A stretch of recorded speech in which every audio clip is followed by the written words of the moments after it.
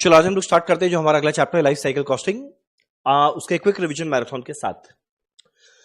देखा नाम खुद इंडिकेट कर नाम है लाइफ साइकिल कॉस्टिंग। इसका मतलब क्या? जनरली देखो जो हम लोग अपना ट्रेडिशनल कॉस्टिंग फॉलो करते थे उसके अंदर में हम लोग क्या करते थे कि हर साल जितना खर्चा लगेगा उसका एक कॉस्ट शीट बनाते थे कि भाई मेरा हर साल बनाने के लिए मटेरियल लगा, मेरा वेजेस लगा, मेरा डायरेक्ट एक्सपेंस लगा, मेरा फैक्ट्री ओवरहेड लगा, मेरा हर तरह का ओवरहेड क्या लगा, टोटल कॉस्ट क्या, एड प्रॉफिट सेल वैल्यू क्या। अब वो आया मेरा हर साल का या एक पर्टिकुलर पीरियड का, जबकि ध्यान देना यहां पर मुझे कैलकुलेट करना है life cycle costing. Life cycle माने क्या? खाली एक साल का नहीं, ये प्रोडक्ट का पूरे जीवन भर में कुल मिलाकर खर्चा क्या लगा वो एस्टिमेट करना है। जीवन भर में जितना भी यूनिट बनाएंगे उसका सेल वैल्यू क्या एस्टिमेट करना है, ताकि पूरा जीवन भर में प्रॉफिट क्या कमाने वाले हैं कैलकुलेट कर पाए। यानी मेरा लाइफ साइकिल कॉस्टिंग में हम लोग वो कॉस्ट कैलकुलेट करेंगे जो जिस दिन ये प्रोडक्ट को लाने का सोचे, लाई नहीं, लाने का सोचे से लेके जब तक ये प्रोडक्ट डिसकंटिन्यू ना हो जाए, कुल मिलाकर जितना खर्चा लगा सबको जोड़ेंगे, प्रोडक्ट लाइफ साइकिल कॉस्ट आएगा। परफेक्ट। अब मेरा अगला क्वेश्चन उठता है प्रोडक्ट लाइफ साइकिल के अंदर में फेजेस या स्टेजेस क्या होता है। देखो सबसे पहले हम लोग क्या करते हैं, कोई प्रोडक्ट को इंट्रोड्यूस करते हैं। अब एक बार इंट्रोड्यूस करते हैं तो ऑब्वियस सा बात है शुरू के अंदर में सेल ज्यादा रहेगा नहीं, बड़ा ज्यादा क्या मतलब हार्डली कोई सेल रहेगा, ब्रेक इवन पॉइंट भी नहीं रहेगा। तो पहला रहेगा इंट्रोडक्शन स्टेज। इसके बाद यह जबरदस्त स्पीड में बढ़ेगा, इसका नाम है ग्रोथ। सबसे मजेदार स्टेज है ग्रोथ स्टेज, एकदम गजब गजब का, हर साल सेल बढ़ने वाला है, बीपी हटाओ फटाफट एमओएस बढ़ने वाला है, तो यह आएगा ग्रोथ स्टेज। फिर जब अच्छा खासा मार्केट कैप्चर कर लेगा, उसके बियॉन्ड ज्यादा बढ़ना पॉसिबल नहीं है, वो आ जाएगा मैच्योरिटी स्टेज में। सबसे बड़ा चैलेंज है मैच्योरिटी स्टेज में लंबा समय तक टिके रहना। अब एक बार प्रोडक्ट लाइफ साइकिल है, शुरुआत हुआ है, डिक्लाइन भी रहेगा, तो एक बार मैच्योरिटी फेज खत्म होगा, बाद में क्या आएगा, डिक्लाइन। परफेक्ट। अब मेरा कुल मिलाकर खर्चा क्या लगेगा? खर्चा को हम लोग बांट सकते हैं मेन 3 कैटेगरी में। पहला होता है प्री मैन्युफैक्चरिंग। प्री मैन्युफैक्चरिंग का मतलब क्या? मैन्युफैक्चर करने के पहले जो खर्चा लगा। तुम लोग बोलेगा भाई गुड्स को बनाए नहीं, गुड्स को बनाने के पहले खर्चा क्या लगेगा? अब जब गुड्स को बनाए नहीं तो गुड्स को बनाना कैसे है इसके बारे में दिमाग लगाना पड़ेगा ना, यानी उसका रिसर्च एंड डेवलपमेंट किया गया। आज जितना इनोवेशन किया गया, रिसर्च एंड डेवलपमेंट किया गया, डिजाइन तैयार किया गया, वो सारा मेरा आने वाला है प्री मैन्युफैक्चरिंग कॉस्ट में। तो मेरा प्री मैन्युफैक्चरिंग के अंदर में आएगा प्रोडक्ट को लॉन्च करने के पहले का खर्चा, research and development, drawing, design. इसके बाद ड्यूरिंग द पीरियड जब मैन्युफैक्चर करेंगे, तो मैन्युफैक्चर करेंगे कॉस्ट शीट को याद करना, paper 8, direct material, direct wages, direct expense, factory overhead, ये सब आया। अब एक बार मेरा दोनों खर्चा लग गया, इसके बाद आएगा पोस्ट मैन्युफैक्चरिंग। मेरा पोस्ट मैन्युफैक्चरिंग का मतलब क्या? मेरा पोस्ट मैन्युफैक्चरिंग कॉस्ट में क्या आएगा? एक बार गुड्स को मैन्युफैक्चर करके बेच दिए, अब बेच देने के गुड्स को बेचे नहीं, गुड्स को मैन्युफैक्चर कर दिए, मैन्युफैक्चर यानी बना लिए, बनाने के बाद खर्चा क्या लगा? अब बनाने के बाद मेरा खर्चा क्या लगेगा? गुड्स को बेचने का खर्चा। तो बेचने के खर्चा में क्या आएगा? Selling and distribution. मेरा अगला क्या आएगा? वारंटी। अगला आएगा आफ्टर सेल सर्विसेज, ये सब। यानी शॉर्ट मेरा पहला आने वाला है pre manufacturing, research, development, drawing, design. मेरा अगला आएगा manufacturing cost, material, wages, direct expense, factory overhead. मेरा अगला आएगा post manufacturing cost, selling and distribution, after sale, warranty, services. Clear है यहां तक? अब ये 3 के अलावा जब भी कोई प्रोडक्ट को बनाना है, कोई मशीन लगेगा ना, कोई इक्विपमेंट लगेगा ना। अब जितना मेरा मशीन का खर्चा याद करना, कॉस्ट शीट में जनरली में उसका डेप्रिसिएशन लेते थे। डेप्रिसिएशन, यहां डेप्रिसिएशन नहीं आएगा क्योंकि 1 साल का थोड़ी लेना है, मेरे को पूरे जीवन भर का लेना है। यानी मान लो एग्जांपल दे रहे हैं, मशीन का वैल्यू है 1 लाख, स्क्रैप वैल्यू है 10,000, जीवन है 5 साल, तो अगर हम लोग डेप्रिसिएशन निकालते कितना आता? 1 lakh minus 10,000 divided by 5, calculate करना कितना आने वाला है? 18,000 पर एनम। यह 18,000 पर एनम है। अब मेरे को जीवन भर का निकालना है, तो हर साल का 18,000 है, तो 5 साल में 18,000 इंटू 5 9 लाख हो जाए, सॉरी 90,000 हो जाएगा। तब एक ऑप्शन हर साल का डेप्रिसिएशन निकालो, इंटू 5 करो। उससे ज्यादा सिंपल ऑप्शन 1 लाख माइनस 10,000, 90,000 ले लो। कि 90,000 रुपीज जो है इसी को तो मेरे को जीवन भर में डेप्रिशिएट करना है, तो जीवन भर का डेप्रिशिएशन एक साथ में निकालना। तुम लोग क्या करेंगे? आखिरी खर्चा मशीन का कॉस्ट माइनस सैल्वेज या स्क्रैप या रीसेल या ट्रेड इन वैल्यू, इनमें से कोई भी एक नाम से पुकारा जाएगा, जैसे ही सबको जोड़ेंगे मिलाकर आएगा लाइफ साइकिल कॉस्ट। परफेक्ट। अब हमारे एग्जाम में दो तरह का क्वेश्चन आएगा, इनफैक्ट दो भी नहीं, तीन तरह का क्वेश्चन होता है दो वैरायटी के साथ। पहला, सोचो ना, यहां पे एक प्रोडक्ट एक साल तो टिकेगा नहीं, पहला साल चला, दूसरा साल चला, तीसरा चला, चौथा चला, पांचवा साल चला, तो जब टाइम पीरियड अलग अलग रहे तो आइडियलिस्टिकली मेरे को हर एक चीज का प्रेजेंट वैल्यू निकालना चाहिए। पर प्रेजेंट वैल्यू तो तब निकालेंगे जब मेरे क्वेश्चन में पीवी फैक्टर दिया रहेगा। अब हमारे कोई कोई क्वेश्चन में पी फैक्टर दिया रहेगा यानी टाइम वैल्यू ऑफ मनी को कंसीडर करेंगे, और किसी किसी में पी फैक्टर नहीं दिया रहेगा यानी टाइम वैल्यू ऑफ मनी को इग्नोर करेंगे। तो मेरा दो वैरायटी ऑफ क्वेश्चन बन सकता है, पहला जब टाइम वैल्यू ऑफ मनी को कंसीडर नहीं किए, अगला जब टाइम वैल्यू ऑफ मनी को कंसीडर किए। तो जब टाइम वैल्यू ऑफ मनी को कंसीडर कर रहे हैं हम लोग क्या कैलकुलेट करने वाले हैं? Present value. ठीक है।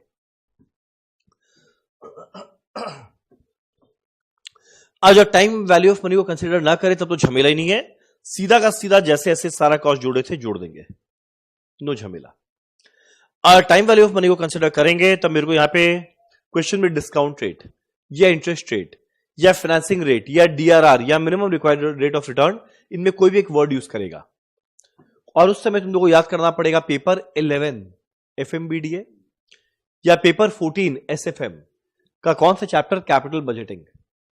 जहां पे याद करना हम लोग पीवी फैक्टर कैलकुलेट किया करते थे। अब दो तीन वैरायटी ऑफ क्वेश्चन बनेगा। पहला, जब क्वेश्चन में ना खाली खर्चा ही खर्चा लग रहा है और कुछ नहीं, खाली खर्चा, तो भैया सीधा सीधा देख ले, टाइम पीरियड जीरो, यानी आज के दिन को कहते हैं टाइम पीरियड जीरो। तो टाइम पीरियड जीरो में मेरा कितना खर्चा लगा? एक साल बाद कितना लगा? 2 साल बाद कितना लगा? 3 साल बाद कितना लगा? 4 साल बाद कितना लगा?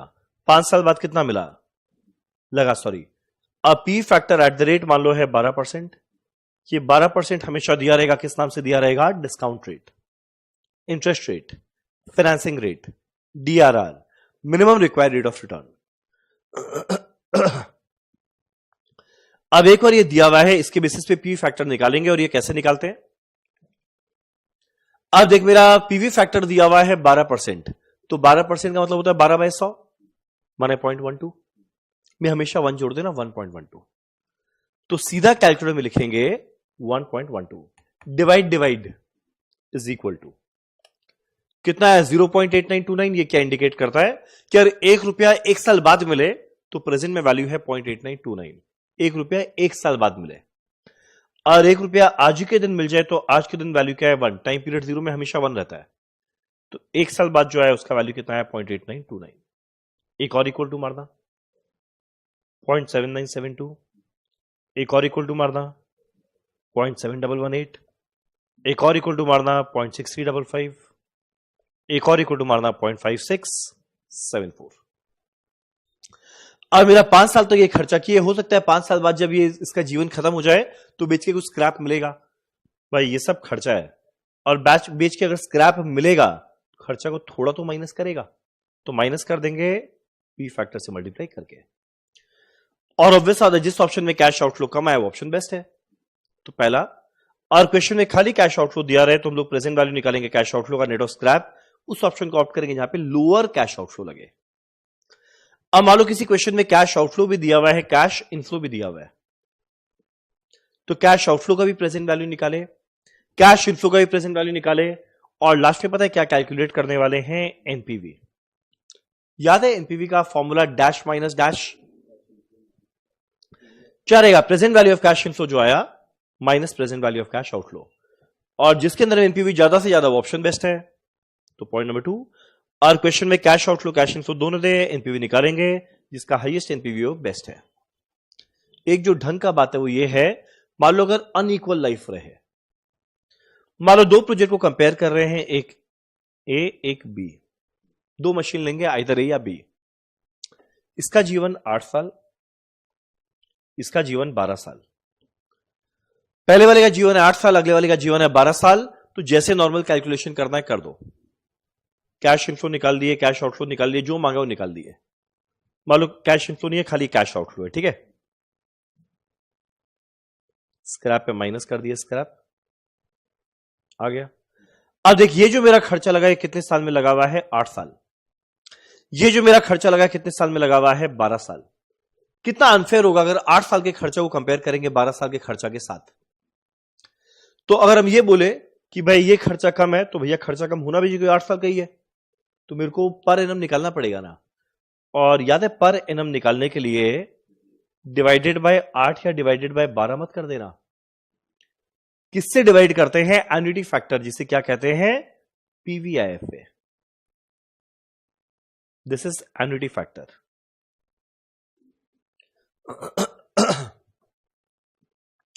मेरा अगला क्वेश्चन उठता है, एन्युटी फैक्टर होता क्या है? मेरा एन्युटी फैक्टर क्या रहता है? 8 साल के पीवी फैक्टर का समेशन। जैसे मान लो 1 2 3 4 5 6 7 8 में भी निकालते, तो आठों के पीवी फैक्टर को जोड़ देंगे ना, इसे कहते हैं एन्युटी फैक्टर। यहां पे 12 साल है, तो 9 10 11 12, 12 का 12 साल के पी फैक्टर को जोड़ देंगे ना, इसे कहते हैं एन्युटी फैक्टर। अब जैसे कैश आउटफ्लो को डिवाइड करेंगे एन्युटी फैक्टर से, मुझे मिलेगा पर एनम कैश आउटफ्लो क्या था। Perfect perfect perfect. तो ये बात है। और ये काम कब करेंगे? जब अनइक्वल लाइफ रहा। अनइक्वल लाइफ रहा, हम लोग कंपेयर करेंगे कैसे? इक्विवेलेंट कैश आउटफ्लो निकाल के या इक्विवेलेंट एनपीवी निकाल के। कैसे? डिवाइड करेंगे एन्युटी फैक्टर से। डन। तो ये था हमारा दोनों तरह का क्वेश्चन। जब पीवी फैक्टर आएगा तो क्या करेंगे? टाइम वैल्यू ऑफ मनी नहीं आया तब तो नो झमेला, सीधा जोड़ दे। अगर आया तो प्रेजेंट वैल्यू निकाल के फिर जोड़ो। अनइक्वल लाइफ रहा, एन्युटी फैक्टर से डिवाइड कर दो। एक रिप्लेसमेंट ऑफ मशीन का भी टॉपिक है, वो अभी हम लोग अभी नहीं करते। पहले दोनों टॉपिक का एक एक क्वेश्चन कर लेते हैं, उसके बाद करेंगे रिप्लेसमेंट ऑफ मशीन का। चलो फटाफट स्टार्ट करते हैं हमारा पहला क्वेश्चन। क्या लिखा है जरा देखें। देख, जेनिथ लिमिटेड मैन्युफैक्चर करता है टैबलेट बैटरीज। मेरा कंपनी प्रिपेयर कर रहा है product life cycle budget for next type of battery, new type of battery. Development of new battery is to start shortly. Estimate for new battery are as below. पहला, life cycle unit, यानी जीवन भर में कितना unit बनाकर बेचेंगे, पूरा निकाल कर दिया हुआ है 2 लाख। मेरा सेलिंग प्राइस पर बैटरी दिया हुआ है 55 रुपया। मल्टीप्लाई करते सेल वैल्यू मिलेगा। बोलो ये 1 साल का है, जीवन भर का? जीवन भर का। अब लाइफ साइकिल कॉस्ट, क्योंकि ऐसा कॉस्ट है जो जीवन भर के लिए एक ही बार लगता है। क्या? रिसर्च एंड डेवलपमेंट डिजाइन एक बार होता है, 8 लाख, सीधा 8 लाख। मैन्युफैक्चरिंग के दौरान वेरिएबल कॉस्ट लगेगा पर बैटरी 25 रुपया पर बैटरी, जितना बैटरी बेचे इंटू 25। अगला variable cost per batch. Word ध्यान देना, यहां पे बनाते हैं बैटरी, तो जो पर बैटरी है ना, वो तो मल्टीप्लाई होगा नंबर ऑफ बैटरी, और जो पर बैच है ना, मल्टीप्लाई करेंगे नंबर ऑफ बैच। और नंबर ऑफ बैच मिलेगा कैसे? आगे लिखता है बैटरी पर बैच 250। हर बैच में 250 बैटरी बनाएंगे, तो 2 लाख बैटरी के लिए कितना बैच लगेगा? 2 लाख डिवाइडेड बाय 250, जो कितना हो जाएगा? 800 बैच। अब देखना, ये मेरा दिया हुआ है वेरिएबल कॉस्ट पर बैच, तो मल्टीप्लाई करेंगे number of batch. Fixed cost का वैल्यू दिया हुआ है, नो झमेला।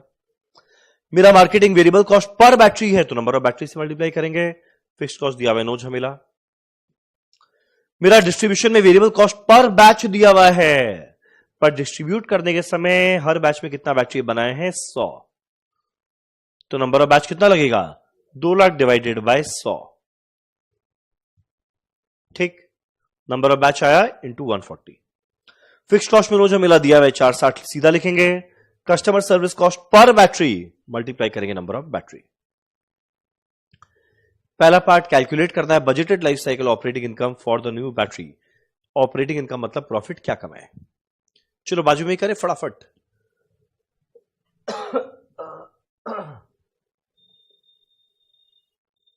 चलो मेरा पहला आने वाला है सेल वैल्यू। 2 लाख इंटू 55, एक बार कैलकुलेट करना। 2 लाख इंटू 55 क्या होता है? 1 करोड़ 10 लाख। माइनस करेंगे सारा कॉस्ट। और मेरा पहला कॉस्ट क्या है? Research and development design 8 lakh.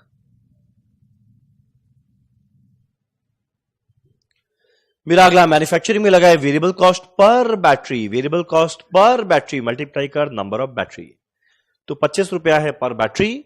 2 lakh के लिए 2 लाख इंटू 25, 50 लाख।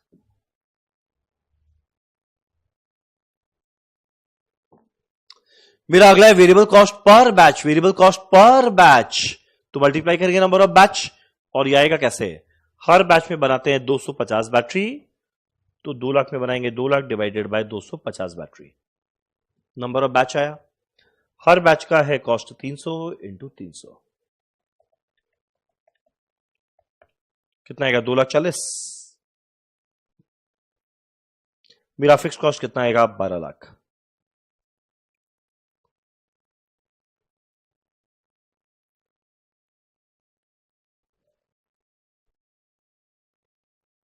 ठीक ठीक ठीक। मेरा मार्केटिंग में लग रहा है वेरिएबल कॉस्ट पर बैटरी 3.5 रुपया, हर बैटरी का 3.5, तो 2 लाख के लिए 2 लाख इंटू 3.5 कितना आने वाला है? 7 लाख। फिक्स कॉस्ट नो झमेला 8 लाख दिया हुई है।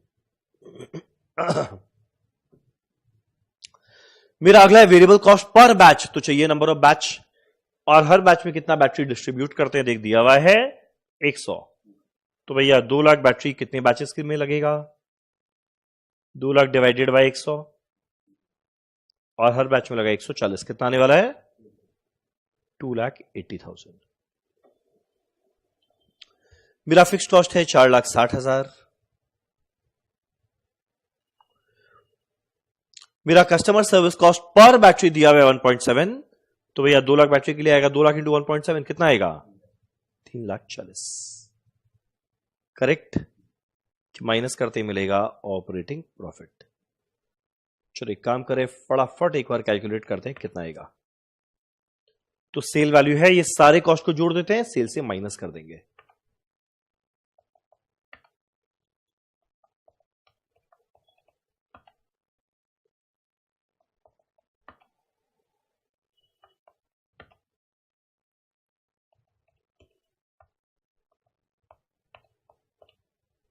मेरे ख्याल से आएगा 11,80,000।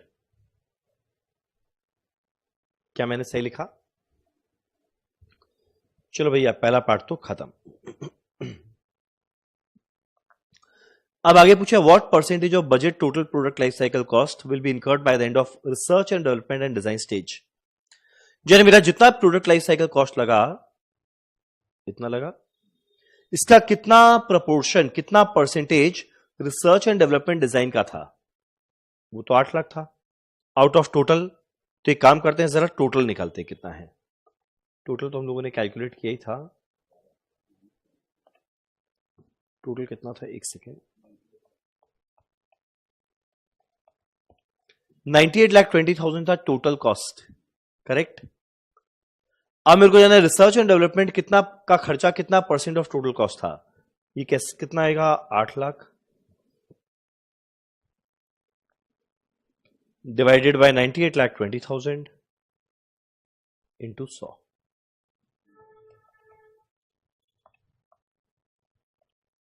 ये मेरे ख्याल से आने वाला है 8.15%। करेक्ट।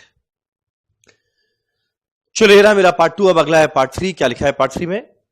मेरा कंपनी का मार्केट रिसर्च डिपार्टमेंट एस्टिमेट करता है that by reducing price by 2.5, selling price पहले था 55 रुपया, बोलता अगर इस प्राइस को 2.5 रिड्यूस कर दे जन इतना बन जाएगा। मेरा product life cycle sale unit increases by 8%।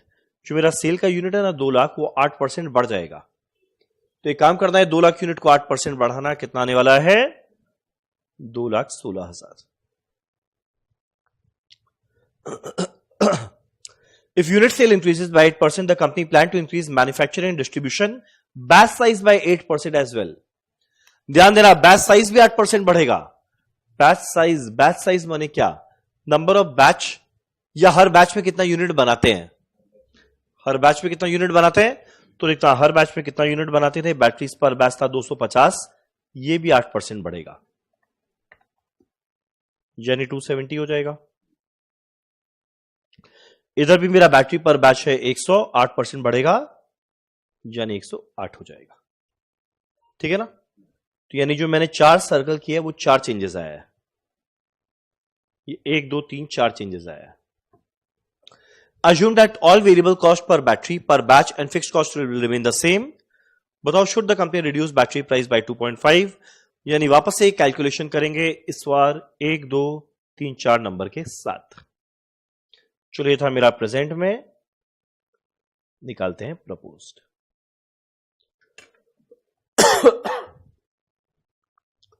चलो पहला सेल वैल्यू कितना आएगा? 2,16,000 यूनिट बेचे इंटू 52.5,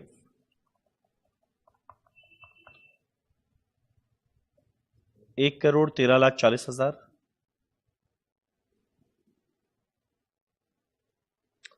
मेरा रिसर्च एंड डेवलपमेंट सेम लग जाएगा 8 लाख। जाएगा 2,16,000 इंटू 25,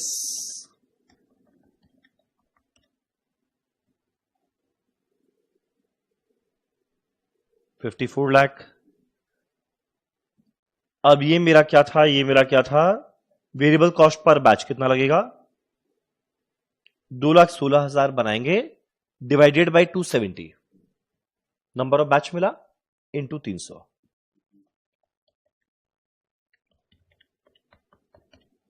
2,40,000 ही रहेगा। ऐसा क्यों रह गया सेम? कि ये भी बढ़ा 8%, बैच साइज भी बढ़ा 8%, तो नंबर ऑफ बैच तो सेम रह गया। फिक्स्ड कॉस्ट रहेगा सेम 12 लाख। मेरा अगला वाला है पर बैटरी 3.5, तो 2,16,000 इंटू 3.5, 756। मेरा फिक्स्ड कॉस्ट है 8 लाख। मेरा वापस अगला वाला पर बैच है, पर वो भी बड़ा है 8%, बैच साइज भी बड़ा है 8%, यानी ऑब्वियसली ये खर्चा रहेगा सेम। चाहो तो कैलकुलेट करके देख लो कितना आएगा। 2,16,000 यूनिट बनाना है, हर बैच में बनाएंगे 108 यूनिट, नंबर ऑफ बैच मिला इंटू 140। मेरा अगला वाला फिक्स कॉस्ट है शायद 4,60,000 लगेगा। मेरा अगला लगेगा 2,16,000 इंटू 1.7।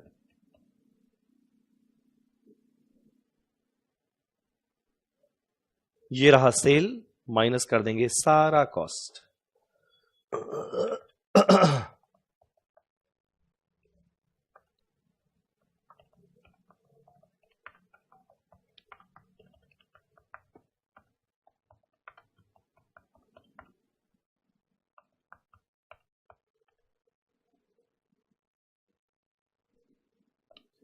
ये आना चाहिए 10,36,800, करेक्ट।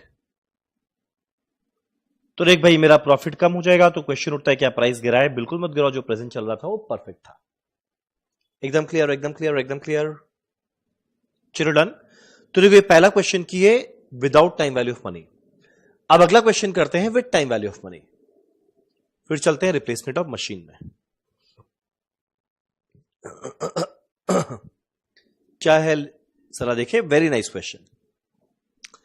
क्या लिखा हुआ है? पॉसिन लिमिटेड सपोर्ट करता है concept of life cycle costing for new investment decision covering its engineering activities.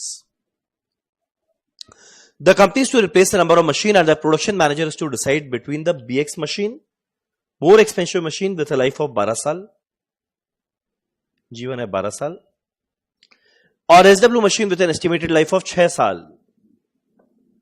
ध्यान देना, अनइक्वल लाइफ पर एनम निकालना है। और मान लो SW machine is selected, it is likely that it would be replaced at the end of 6 years by another SW machine. Obviously ये 12 साल चला, तो पहला 6 साल ही चलाएंगे, फिर 6 साल बाद एक और SW लाएंगे, 6 साल चलाएंगे। The pattern of maintenance and running costs differ between two type of machine and relevant data are shown below. पहला लिखा हुआ है दोनों मशीन का purchase price, trade in value मतलब scrap value, annual repair cost यानी हर साल का, ओवरऑल कॉस्ट दिया हुआ है पर एनम काट दे, यहां लिखा हुआ है 8 साल बाद इतना लगेगा, 4 साल बाद इतना लगेगा। मेरा एस्टिमेटेड फाइनेंसिंग कॉस्ट दिया हुआ है 10%, पीवी फैक्टर के लिए काम आएगा। एंड बेस्ट पार्ट 10% का सारा पीवी फैक्टर निकालकर दिया हुआ है, एंड पीवीआईएफए भी दिया हुआ है। डिसाइड करना है कौन सा मशीन बेस्ट है। अब देखो सिंस मेरे यहां पे टाइम वैल्यू ऑफ मनी आया, तो कैपिटल वेटिंग में जैसा टेबल बनाते थे ना वैसा बनाएंगे। वो टेबल कैसा दिखता था? Particulars, time period, PV factor at the rate 10%। मेरा अमाउंट में आने वाला है दो चीज, दो मशीन का नाम क्या क्या है? BX and SW। अगला निकालेंगे प्रेजेंट वैल्यू में, दो नाम आने वाला है BX और SW।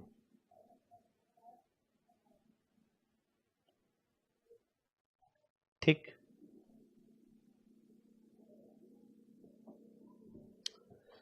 अब सबसे पहले देखते हैं मेरा कैश आउटफ्लो। देखते हो यहां पे मेरा कैश आउटफ्लो क्या लगा। पहला, परचेज प्राइस, परचेज करना है मशीन, और ये ना बताए कब मशीन परचेज करना, हम लोग हमेशा मानेंगे आज करेंगे।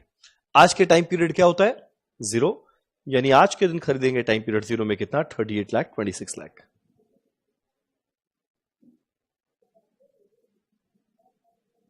डन।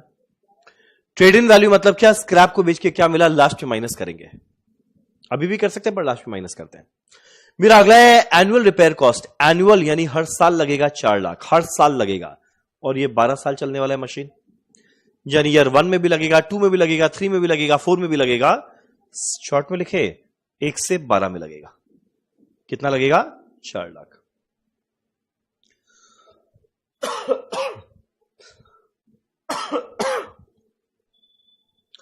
और यहां लगेगा 5 लाख 20, 6 साल, तो यहां पे लिखे 1 से 6 साल में लगेगा 5 लाख 20। डन। अब मेरा ओवरऑल कॉस्ट लगने वाला है 8वां साल में 8 लाख, टाइम पीरियड 8 लाख। मेरा अगला में लगेगा 4 साल बाद 4 लाख, टाइम पीरियड 4 में लगने वाला है 4 लाख। Very easy. और एक बार ये सारा खर्चा लग गया, इसके बाद इसको स्क्रैप की तरह बेचेंगे, 6 लाख मिलेगा, 6 लाख मिलेगा, पर ये रुपया कब मिलेगा? जीवन के आखिरी साल, यानी टाइम पीरियड 12 में। और ये 6 लाख का मिलेगा आखिरी साल माने टाइम पीरियड 6 में। तो टाइम पीरियड 6 में मिलने वाला है, सॉरी 12 में मिलने वाला है 6 लाख, तो माइनस कर देंगे, इतना रुपया मिल गया। और इसका टाइम पीरियड 6 में मिलेगा 6 लाख। ठीक, पी फैक्टर लिख, अमाउंट से मल्टीप्लाई कर, प्रेजेंट वैल्यू मिलेगा।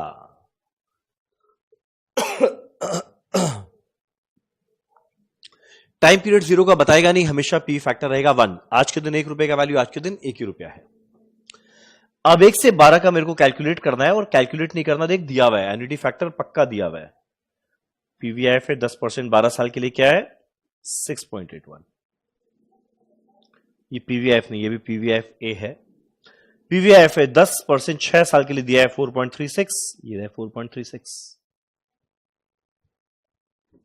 8वां साल का पीवी फैक्टर देखो दिया हुआ है 0.47। 4th ईयर का देखो दिया हुआ है 0.68। 12वां साल का दिया हुआ है 0.32 एंड 6th ईयर का दिया हुआ है 0.56। जैसे मल्टीप्लाई करेंगे मुझे सारा प्रेजेंट वैल्यूज मिल जाएगा। तो पहले ये नंबर को मल्टीप्लाई करते हैं, इससे BX मिल जाएगा, पी फैक्टर को मल्टीप्लाई करते हैं SW से, SW मिल जाएगा।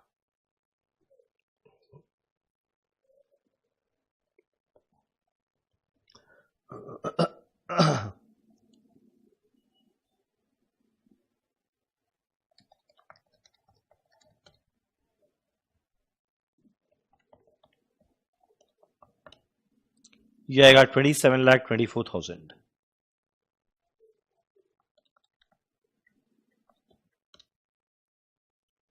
यह आएगा 22,67,200।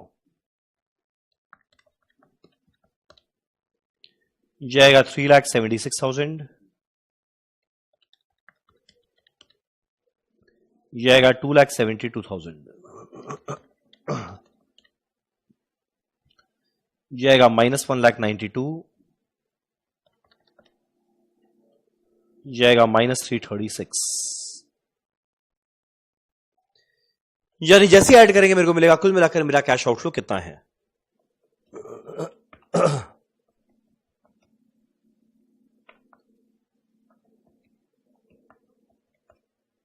ये शायद आएगा 67,08,000।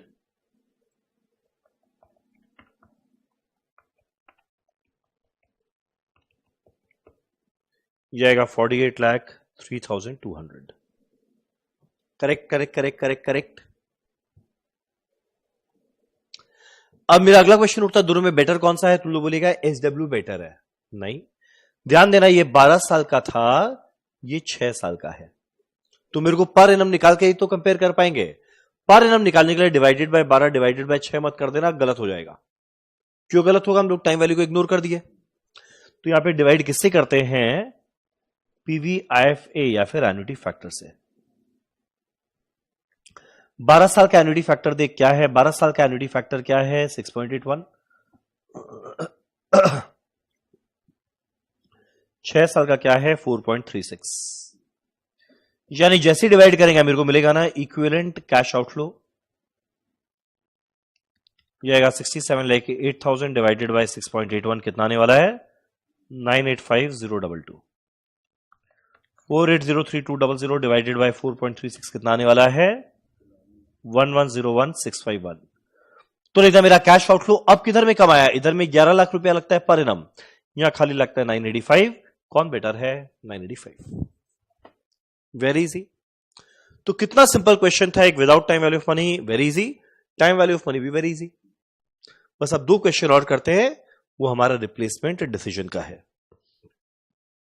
रिप्लेसमेंट ऑफ मशीन फटाफट करें। अब देखो, रिप्लेसमेंट ऑफ मशीन के अंदर मेरा 2 तरह का सिनेरियो बनेगा। मेरा पहला सिनेरियो ये रहेगा कि मेरे को एक नया मशीन को रिप्लेस करना है।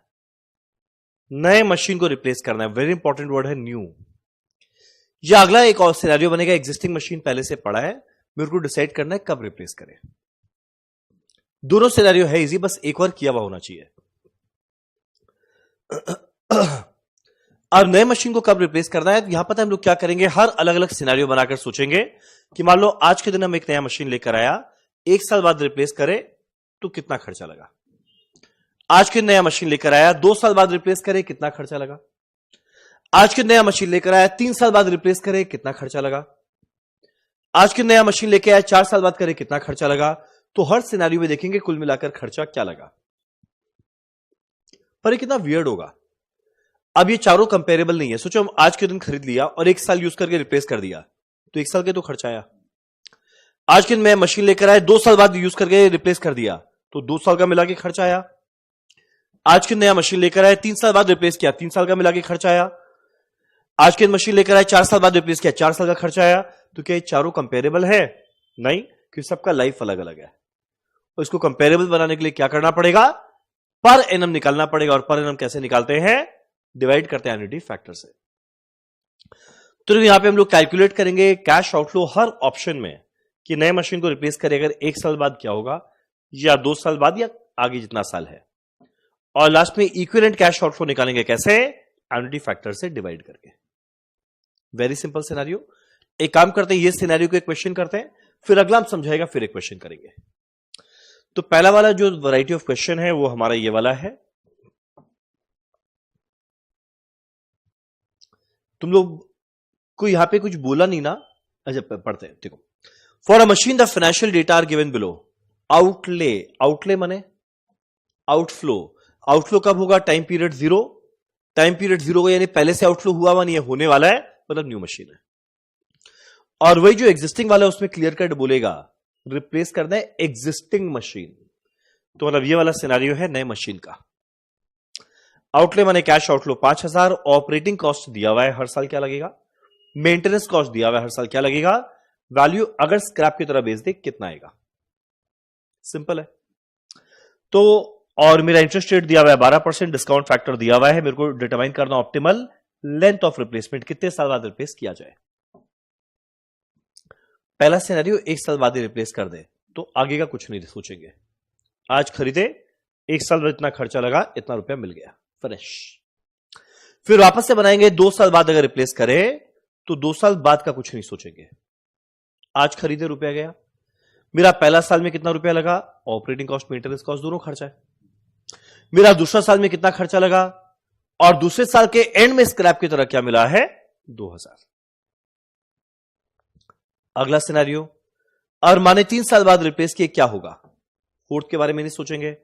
आज के दिन लगा 5,000, पहला साल में क्या लगा? 1400, अगले साल में 1800, तीसरे साल में 2000, 3 साल बाद रिप्लेस किए तो स्क्रैप कौन सा लेंगे? 3 साल बाद 800। सिमिलरली मेरा लास्ट वाला सिनेरियो क्या बनेगा? जब 4 साल बाद रिप्लेस करेंगे, शुरू में गया 5,000, पहला साल में लगा है 1400 रुपया, अगले में 1800, अगले में 2000, अगले में 2200। 4 साल बाद कितना मिला? 600। हर इस सिनेरियो में निकालेंगे खर्चा क्या लगा नेट में, पर अलग अलग लाइफ हो गया, डिवाइड करेंगे एन्युटी फैक्टर से। फटाफट करें, जैसे particulars, time period, PV factor, amount rupees, present value rupees. Replace करें आफ्टर 1 ईयर, ठीक है।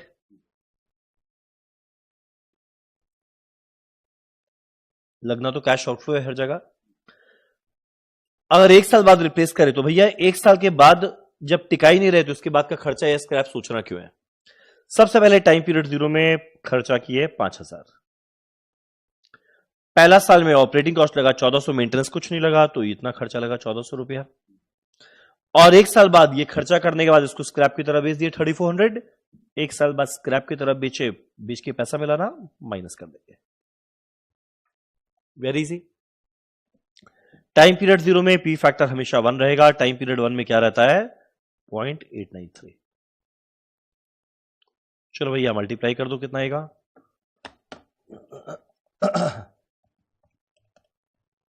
1250 3036। चलिए वैल्यू आने वाला है 3214। मानते हो मानते हो मानते हो? ये कब आया? रिप्लेस करें 1 साल बाद, यानी ये 1 साल के लाइफ का है, तो पर एनम निकालने के लिए 1 ही साल का एन्युटी फैक्टर लेंगे, 1 ही साल का लेंगे, मतलब खाली ये वाला लेंगे। डिवाइड करेंगे पीवीआईएफए, बाजू में लिख देगा पीवीआईएफए 0.893, इक्विवेलेंट कैश आउटफ्लो मिल जाएगा। ये आएगा 3599, करेक्ट। वो अगर बाई चांस रिप्लेस करे 2 साल बाद, रिप्लेस करे आफ्टर 2 ईयर, और 2 साल बाद रिप्लेस किए, मतलब 012 इतना चला, तीसरा चौथा साल काम का नहीं। सबसे पहले टाइम पीरियड 0 में 5,000 लगाए, एकदम लगाए। पहला साल मशीन को चलाने के लिए ऑपरेटिंग मेंटेनेंस कॉस्ट लगा 1400 रुपया, एकदम लगा। मेरा दूसरा साल में लगा 1500 300 मिला के 1800, बिल्कुल लगा। और 2 साल बाद बेच के कितना मिला है? 2000, तो माइनस कर देंगे 2000। Very easy. पी फैक्टर लिखना, मल्टीप्लाई करना, मिलेगा present value divided by annuity factor equivalent cash outflow. मैं एक और विक्स ले लेता हूं, मेरा गला बहुत खराब है।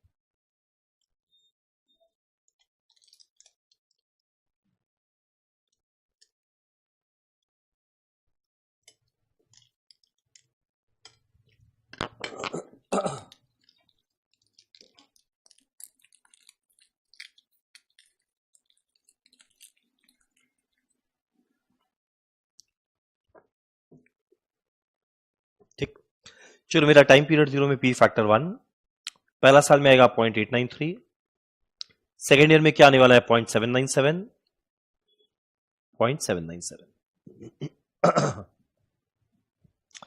चलिए तो आएगा 5,000, ये आने वाला है 1250, मेरा ये आएगा 1435, और ये कितना आने वाला है? -1594।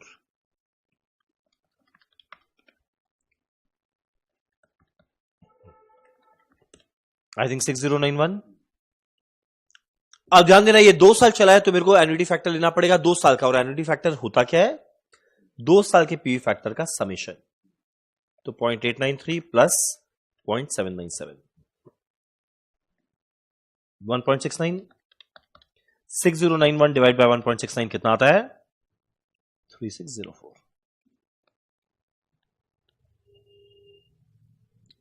अब अगला अगर रिप्लेस करें 3 साल बाद,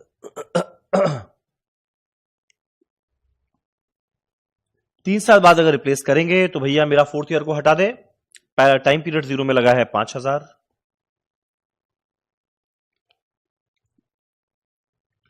पहला साल में लगा है 1400, मेरा सेकेंड ईयर में लगा है 1800, मेरा तीसरा साल में मिलाकर लग रहा है 2000। अब जब 3 साल बाद बेचे तो भैया पहला और दूसरा साल का स्क्रैप वैल्यू थोड़ी काम क्या है, तीसरे साल बाद बेच के क्या मिला है 800। फटाफट लिखना पी फैक्टर क्या क्या है।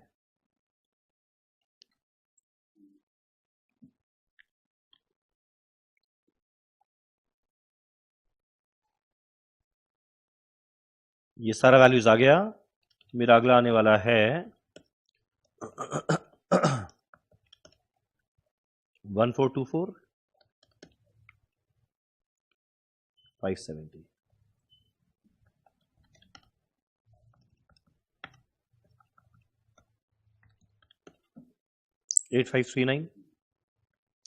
अब ये जो मेरा खर्चा है तो मेरा 3 साल का मिलाकर आया तो डिवाइड करना पड़ेगा 3 साल के एन्युटी फैक्टर से। और ये कैसे आने वाला है, पहला दूसरा तीसरा तीनों साल के पी फैक्टर का समेशन कर दे।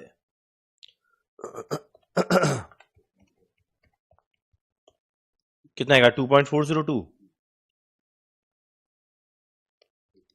So 8539 डिवाइडेड बाय 2.402 कितना आने वाला है 3555।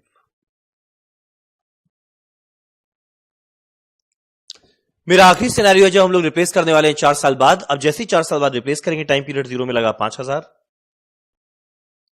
टाइम पीरियड 1 में क्या लगा हुआ है, मेरा टाइम पीरियड 1 में 1400, टाइम पीरियड 2 में 1800, टाइम पीरियड 3 में 2000, मेरा टाइम पीरियड 4 में क्या लगने वाला है 2200 रुपया और बेच के मिलेगा 600।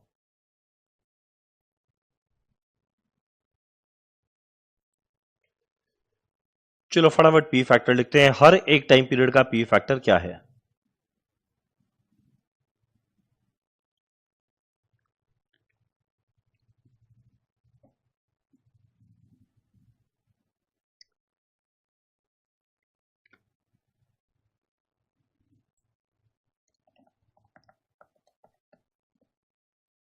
जाएगा 1399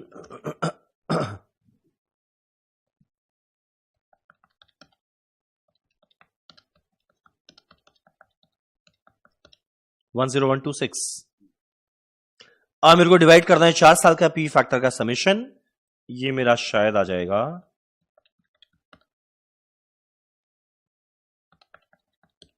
3.038। यानी जैसे डिवाइड करेंगे ये आने वाला है 3333। करेक्ट। अब मेरे को डिसाइड करना है आइडियलिस्टिकली हम कितने साल बाद रिप्लेस करें जिस जगह में मेरा पर एनम कॉस्ट सबसे कम लगेगा। देख इधर में लगा है 3599, यहां लगा है 3604, यहां लगा है 3555, ये अभी तक का सबसे कम, यहां लगा है 3333, ये सबसे कम। रिप्लेस कब करेंगे, आफ्टर 4 इयर्स। Very easy. चलो एक आखिरी वैरायटी ऑफ क्वेश्चन इस चैप्टर का, उसी के साथ ये क्वेश्चन चैप्टर हो जाएगा खत्म। तुम बोलेगा क्या है सर वो आखिरी वैरायटी? वो आखिरी वैरायटी क्या है, जब मेरे पास एग्जिस्टिंग मशीन पहले से पड़ा हुआ है, चल रहा है, बुरा नहीं है, चल रहा है बेचारा, मेरे को ये डिसाइड करना है नया मशीन हम कब लेकर आए पुराने वाले को रिप्लेस करते हुए। पहला सिनेरियो क्या था, नया मशीन लेना है, कितने साल बाद बदले। पुराना मशीन पड़ा है, चल रहा है, उसको हम कब नए मशीन से रिप्लेस करें। सबसे पहला बात, जो ही मेरा नया मशीन से रिप्लेस करेंगे पहले उसमें आइडेंटिफाई करने का कोशिश करेंगे मेरा इक्विवेलेंट कैश आउटफ्लो नया मशीन में क्या लगेगा।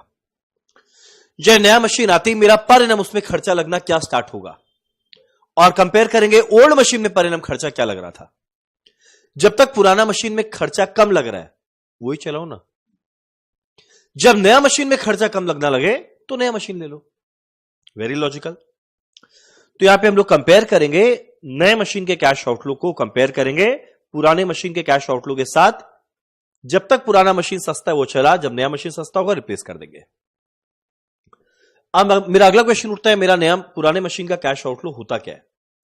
हर साल मेंटेन करने का खर्चा और एक और होता है, बोले क्या आज के दिन बेच देंगे, स्क्रैप बेच के कुछ अच्छा रुपया मिलेगा। 1 साल चला लिया ना, स्क्रैप कम हो जाएगा, लॉस हुआ ना। 2 साल चला, स्क्रैप और कम हो जाएगा और लॉस हुआ। 3 साल चला, स्क्रैप और कम हो जाएगा और लॉस हुआ।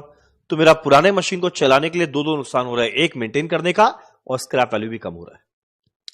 तो मेरा पुराने मशीन को चलाने के लिए खर्चा क्या लगता है, एक मेंटेन करने का और डिक्रीज इन स्क्रैप वैल्यू। तो पहले नए मशीन में पर एनम कॉस्ट क्या लगेगा निकालेंगे, उसके बाद देखेंगे पुराने मशीन में हर साल खर्चा क्या लग रहा। चलो देखते हैं हमारे लाइफ साइकिल कॉस्टिंग का आखिरी क्वेश्चन क्या है भाई। क्या लिखा हुआ है, A and company is contemplating whether to replace an existing machine or to spend money on overhauling it. पुराने मशीन को रिप्लेस करें या नई मशीन को किसी भी तरीका से चलाए मेंटेन करते हुए। A and company currently pays no taxes, very good, इसमें कोई टैक्स नहीं लगता। मेरा replacement machine cost rupees 90,000 now. पुराने मशीन को रिप्लेस करके नया लेकर आए, मेरा 90,000 रुपया आज के दिन लगेगा और मेंटेनेंस कॉस्ट लगने वाला है 10,000 at the end of every year for 8 year. Time period 0 में लग जाएगा 90,000, 1 से 8 साल में लगने वाला है 10,000 हर साल। 8 साल के अंत में सैलवेज वैल्यू आएगा 20,000 जब इसको बेचेंगे। मेरा existing machine require increasing amount of maintenance each year and salvage value for each year as below. मेरा अपॉर्चुनिटी कॉस्ट ऑफ कैपिटल दिया हुआ है 15%, मेरा पी फैक्टर दिया हुआ है। डिसाइड करना है when should the company replace the machine, कब रिप्लेस करे। Present value of annuity, annuity का प्रेजेंट वैल्यू 8 साल बाद दिया हुआ है इतना। पीवी फैक्टर एन्युटी का यानी पीवीआईएफ है और यह प्रेजेंट वैल्यू 1 रुपए का दिया हुआ है 8 साल बाद, इंटरेस्ट रेट इतना, ये मेरा दिया हुआ है पीवीआईएफ। तो एक काम करते हैं ना, पहले पुराने मशीन का तो 1 मिनट बात करें, पहले नए मशीन को जब लाएंगे तो मेरा पर एनम कॉस्ट क्या लगेगा निकालते हैं। बड़ा सिंपल है, 3 ही चीज हुआ है नए मशीन में। आज के दिन लगेगा 90,000, particulars, time period, P factor at the rate 15%, amount, present value. New machine का बात हो रहा है। Cash outflow time period 0, now मने अभी मने तुरंत आज का दिन, टाइम पीरियड 0 में क्या लगेगा 90,000। और मेरा 8 साल तक हर साल खर्चा लगेगा 10,000 और, यानी टाइम पीरियड 1 में भी 10,000, 2 में भी 10,000, 3 में भी 10,000, 4 में भी 10,000।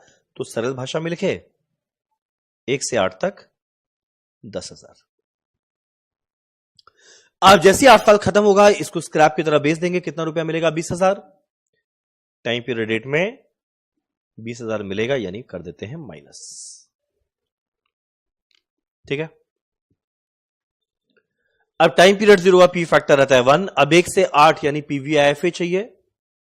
देख 8 साल का एन्युटी फैक्टर दिया हुआ है 4.4873।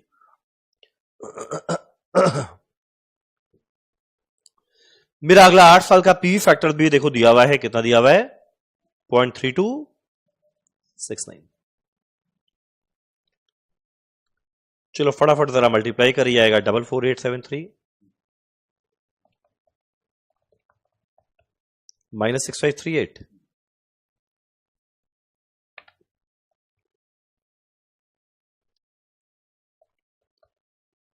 यह है 128,335।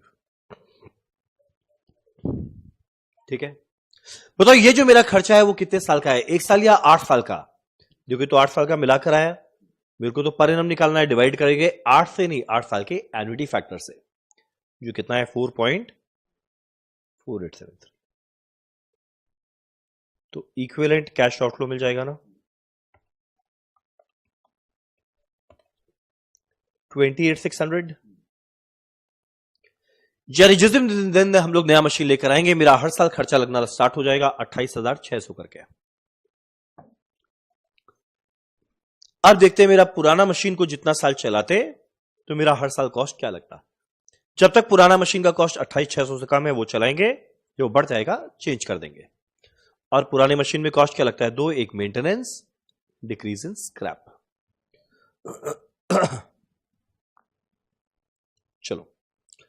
चलो वापस से वही कहानी, ये ऐसे लिखते हैं, रिप्लेसमेंट कब करना है, मेरा मेंटेनेंस कॉस्ट क्या लगेगा, उसका प्रेजेंट वैल्यू, क्योंकि 1 साल बाद लगेगा, 2 साल बाद लगेगा, 3 साल बाद। अगला decrease in present value of scrap, दोनों मिलाकर आ जाएगा टोटल कॉस्ट। ठीक है, प्रेजेंट में तो चलो रिप्लेसमेंट का सवाल नहीं उठता, कब करेंगे रिप्लेसमेंट, 1 साल बाद। 1 साल बाद रिप्लेस किया तो 1 साल मेरा मेंटेनेंस कॉस्ट लगेगा 10,000, पर ध्यान देना है तो 1 साल बाद लगेगा। अब एक काम करो ना, पहले एक बार 15% के हिसाब से टाइम पीरियड 1, 2, 3, 4 का पी फैक्टर निकाल लेते हैं। कैसे निकालेंगे 15% के हिसाब से, 15 डिवाइड बाय 100 होता है, 0.15 में 1 जोड़ के 1.15, तो यहां लिखते हैं 1.15 डिवाइड इक्वल टू, पहला साल में है 0.8696, एक और इक्वल टू, सेकेंड ईयर में आएगा 0.7561, एक और इक्वल टू, तीसरा साल में आएगा 0.6575, एक और इक्वल टू, चौथा साल में आएगा 0.5718। और 1 साल चला है तो मेरा 1 साल में मेरा टाइम पीरियड 1 में लगेगा 10,000 रुपया, तो इसको मल्टीप्लाई किससे करेंगे, 0.8696, तो 10,000 इंटू 0.8696 कितना आता है भाई, 8696। और पुराने मशीन को 1 साल चलाए तो भैया प्रेजेंट वैल्यू मेंटेनेंस लगेगा 8696, पर स्क्रैप देख कम हो गया ना, तो मिलेगा 40 माइनस 25 15 लिख दूं, नहीं, 40,000 का पीवी फैक्टर क्या रहेगा, टाइम पीरियड 0 में 1, पर 1 साल बाद ये जो मिला है इसका प्रेजेंट वैल्यू क्या रहेगा, 25,000 इंटू 1 साल बाद का पीवी फैक्टर, तो क्या करेगा 40,000 माइनस 25,000 इंटू 0.8696, 21,740 शायद, कितना आएगा 18,260, मिलाकर कितना आएगा 26,956। यानी पुराने मशीन को 1 साल तक चलाए ना तो 26,956 का खर्चा लगेगा, नए में 28,600 लगता, पुराना सस्ता है ना, चला लो, दूसरा साल चलाए, खर्चा क्या लगेगा दूसरा साल में, 20,000 रुपया मेंटेनेंस कॉस्ट लगेगा भाई, पर ये तो 2 साल बाद लगेगा, तो इंटू 0.7561, 15,122। अब सेकेंड ईयर चलाए तो देख मेरा स्क्रैप और कम हो जाएगा ना, ये 25,000 का प्रेजेंट वैल्यू कितना निकाला हुआ था 21,740, 1 साल बाद बेचते इतना मिलता, 2 साल बाद बेचे तो कितना मिलेगा 15,000 इंटू 0.7561, 11,342,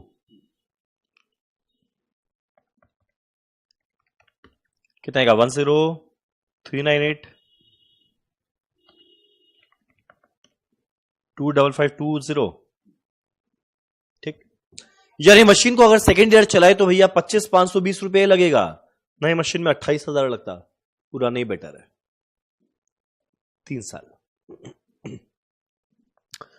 तीसरा साल चलाए देखो 30,000 रुपया लगेगा मेंटेनेंस कॉस्ट, जिसका पी फैक्टर है 0.6575, 19,725।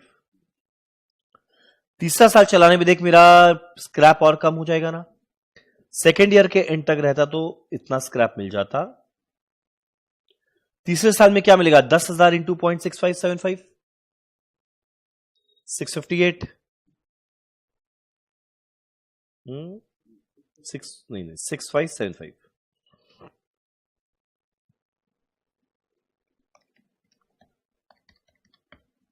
जाएगा 4767, चलो ऐड करके देखिए कितना आएगा 24492। फोर्थ ईयर अगर और चलाए तो देख मेरा चौथा साल में 40,000 रुपया लगेगा इंटू 0.5718, 22872, और मेरा स्क्रैप कितना हो जाएगा 6575 तक था तीसरे साल के एंड में, चौथे साल में 0 तो भैया 0 हो गया,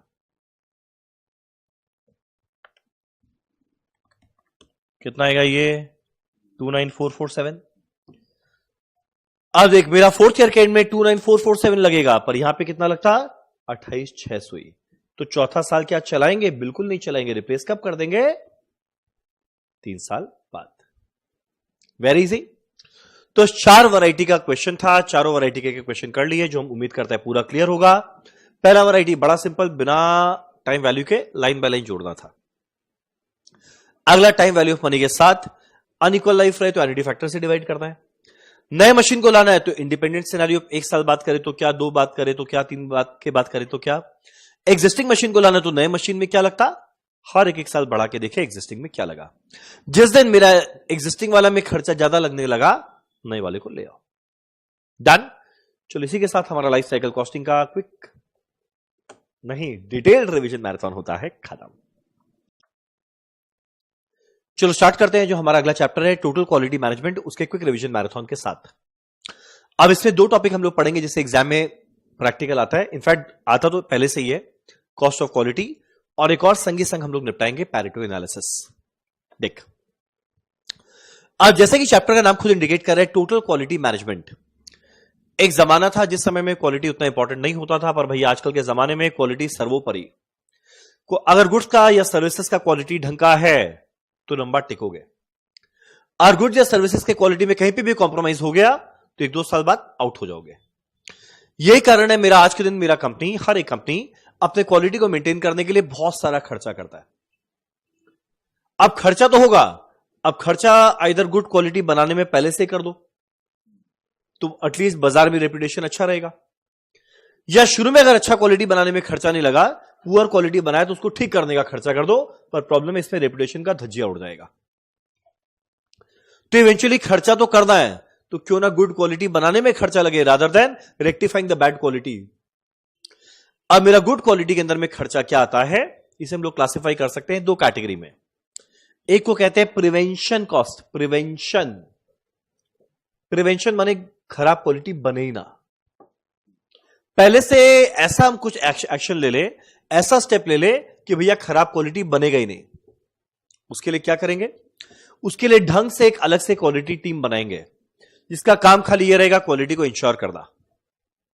एक टीम है जिसके अंदर में वो लोग प्लान करेगा भैया हर एक स्टेप, रॉ मटेरियल जो आया कैसा आना चाहिए, लेबर जो आया वो कैसा आया, जो मशीन आया वो कैसा आया, कहीं पे कोई गुंजाइश भी ना रहा कि खराब क्वालिटी बन पाए। तो पहला quality planning. Quality assurance, assurance मतलब पक्का बोलते हैं ना, मैं सुनिश्चितता कि हां जो भी बनेगा वो ढंग का बने। लगातार मीटिंग होना चाहिए, जो नए लोग आए क्वालिटी की टीम के अंदर में उनको ट्रेनिंग दिया जाए, जो मटेरियल बनाने वाले, जो वर्कर बनाने वाला है उनको ट्रेनिंग दिया जाए। अगला बाद में रिव्यू करे सब सही चल रहा है ना। यानी शॉर्ट जैसे ही शब्द क्वालिटी आ गया ना, वो प्रिवेंशन में, एक्सेप्ट क्वालिटी ऑडिट।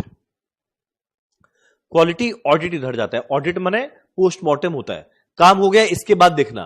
तो जब काम हो गया उसके बाद देखना है तो पहले से थोड़ी प्लान किए थे। तो क्वालिटी प्लानिंग हो गया, एश्योरेंस हो गया, ट्रेनिंग हो गया, रिव्यू हो गया, मीटिंग हो गया, ये सारा प्रिवेंशन।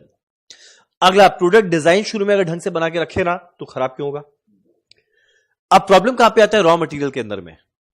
तो रॉ मटेरियल किस सप्लायर से लेना है उसको ढंग से हम लोग सिलेक्ट करें पहले से, तो प्रॉब्लम नहीं आएगा, ताकि ढंग का क्वालिटी ऑफ रॉ मटेरियल आए, और मशीन को टूटने के पहले ही मेंटेनेंस करते जाओ। तो ये सब किस में जाने वाला है, प्रिवेंटिव में। तो प्रिवेंशन में एग्जामिनर बहुत खर्चा दिया रहेगा, बोले क्लासिफाई कर। जैसी वर्ड क्वालिटी आ गया ना, प्रिवेंटिव है, एक्सेप्ट क्वालिटी ऑडिट। डन। मेरा अगला है अप्रेजल कॉस्ट। अप्रेजल मतलब क्या, अब एक बार गुड्स बन तो गया, ये सही बना या नहीं बना इस चीज को चेक करते हैं, इंस्पेक्शन करते हैं, वेरिफिकेशन करते हैं, ऑडिट करते हैं कि भैया एक क्वालिटी टीम ने इंश्योर किया सही बनना चाहिए, सही बना या नहीं बना उसको चेक करेंगे before dispatching to customer.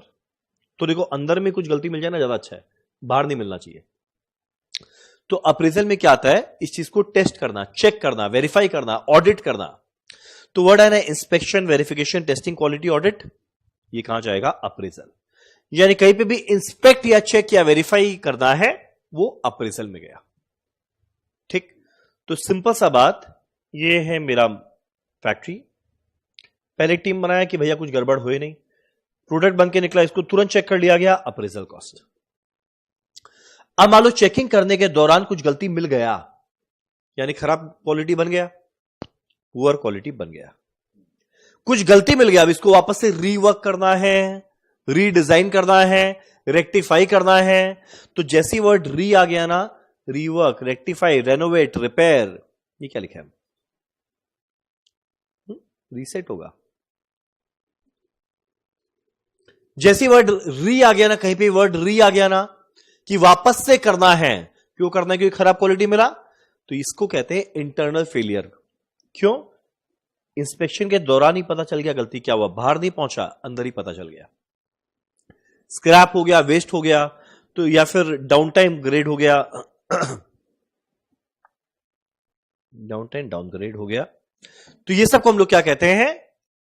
Internal failure cost. तो पहले क्वालिटी को चेक किया गया, quality planning, assurance meeting, team review, ये सब के द्वारा, ट्रेनिंग के द्वारा, selection of supplier, preventive maintenance, मेरा गुड क्वालिटी आ रहा है, सब प्रिवेंटिव कॉस्ट।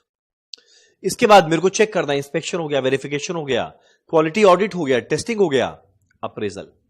कुछ गलती मिला तब जाएगा इधर, गलती मैंने ही आइडेंटिफाई किया, internal failure cost, scrap waste, सारा री डाउनग्रेड, डाउन टाइम।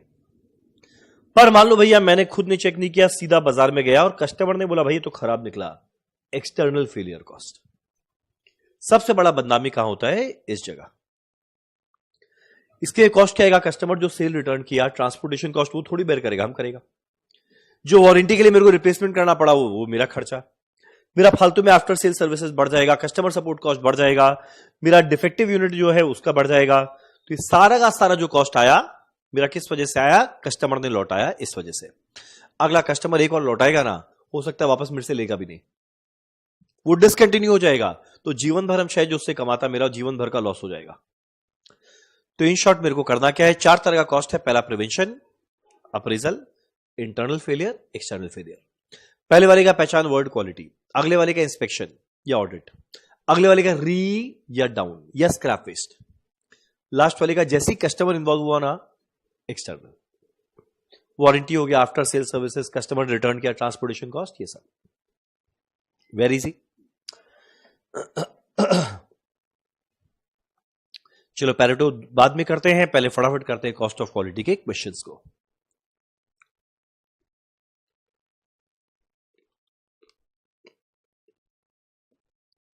क्या है भाई? प्रिपेयर करना है simple quality cost report, classifying cost by rational category. ठीक है, करते हैं।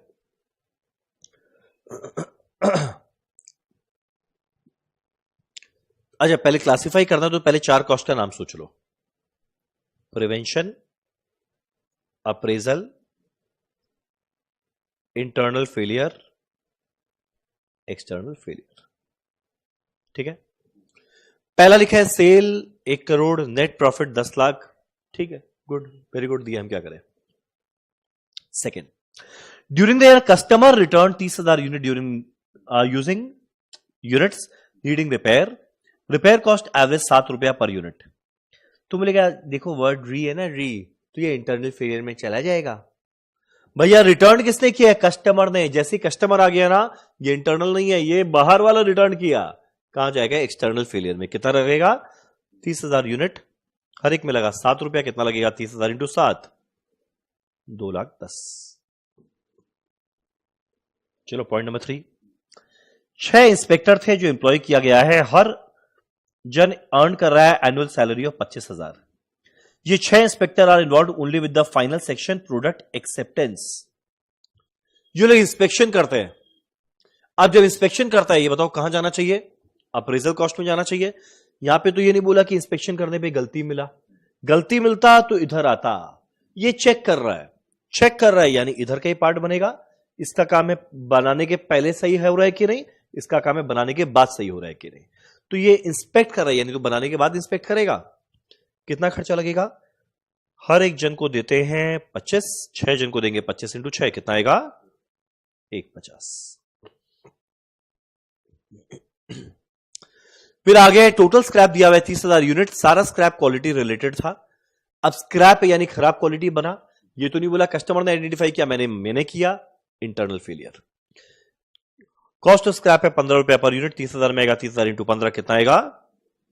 450। Scrap and waste, internal failure. मेरा आगे बोलता है हर साल approximately 1,50,000 units are rejected in final inspection. Reject हो रहा है, खराब क्वालिटी बना। 80% can be recovered through rework. 1,50,000 का 80% रीवर्क हो सकता है, यानी कितना आएगा 1,20,000। मेरा रीवर्क का कॉस्ट लग रहा है 3 रुपया, तो 1,20,000 इंटू 3 कितना आएगा 3,60,000। पहला बात ये रिजेक्ट किया गया है पुअर क्वालिटी, कस्टमर ने नहीं मैंने किया, और रीवर्क करना है, वर्ड री आ गया ना, इंटरनल फेलियर। कितना का 1,20,000 इंटू 3 3,60,000।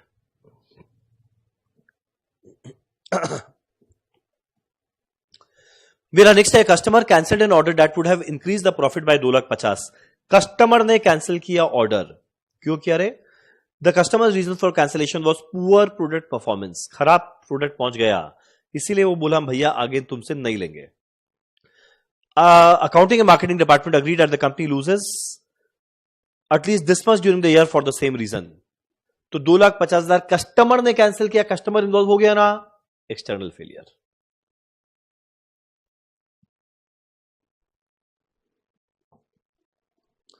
मेरा कंपनी इंप्लॉय करता है 5 full time employ in its complaint department. अब कंप्लेन कौन करेगा? बाहर वाले करेंगे। अब बाहर वाले करेंगे यानी कस्टमर के लिए है, कस्टमर के लिए मतलब ये क्या है? External failure. कितनों लगाया भाई? 5 को। हर एक को देते हैं 20,000, 5 को क्या देंगे? 1,00,000। The company give sales allowances totalling 1,30,000 due to sub standard product being sent to customer. Customer को फालतू प्रोडक्ट मिल गया तो ही उसको डिस्काउंट देना पड़ा, कस्टमर तक पहुंच गया ना, एक्सटर्नल फेलियर। सो जो कितना सिंपल क्वेश्चन एग्जाम में 7 मार्क आया है। The company require all new employ to take in 3 hour quality training program, quality prevention. Estimated cost of program कितना है? 80,000। Inspection of final product required training testing equipment. Annual cost operating and manufacturing the equipment है 1,20,000। Inspection करने के लिए, checking करने के लिए, खराब नहीं मिला, चेक करना है, यानी इधर 1,20,000। और सबको ऐड करेंगे तो देखना मेरा प्रिवेंशन आ जाएगा 80,000, जाएगा 270, जाएगा 8-10, 3,50, 21, 5,60, 6,90। कुल मिलाकर हो जाएगा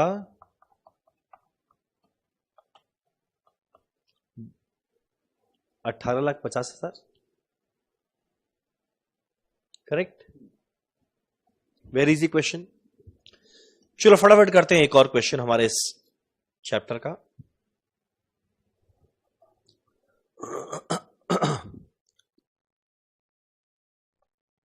क्या लिखा है? Miranichi Limited manufactures and sell one variety of sports shirts in India. Noted football club and supporters of these clubs are the main customers. Nike's product shows some rectifiable defect.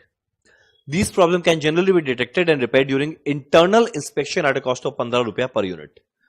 ध्यान देना, प्रॉब्लम आया है internal inspection के दौरान, उसको repair करना है, repair करना है। खराब क्वालिटी आया, इसीलिए ये क्या लिखा है? Inspection cost, appraisal, internal failure, external failure, opportunity cost due to external failure, total cost.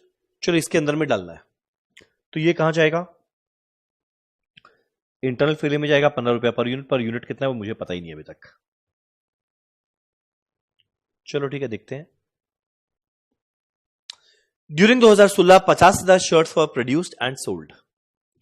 After inspection, defect were detected in respect of 5% of output. 50,000 के 5% में डिफेक्ट मिला। 50,000 का 5% क्या होता है? डिफेक्टिव यूनिट आया है 2,500। मानते हो? तो ये 2,500 यूनिट को ठीक कराना होगा, और ठीक करवाने का खर्चा क्या लगेगा? 15। 2,500 इंटू 15 बता दो कितना आएगा?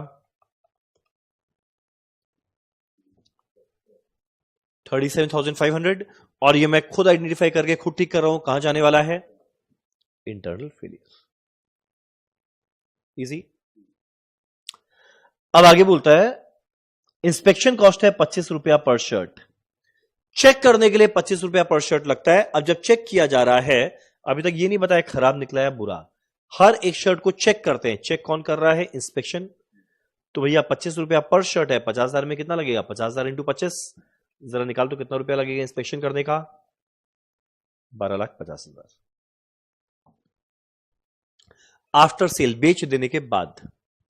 कस्टमर डिफेक्ट आइडेंटिफाई किया 6% ऑफ आउटपुट में, 50,000 यूनिट को बनाकर बेचे, 6% ने कस्टमर ने आइडेंटिफाई किया, मतलब एक्सटर्नल में जाएगा।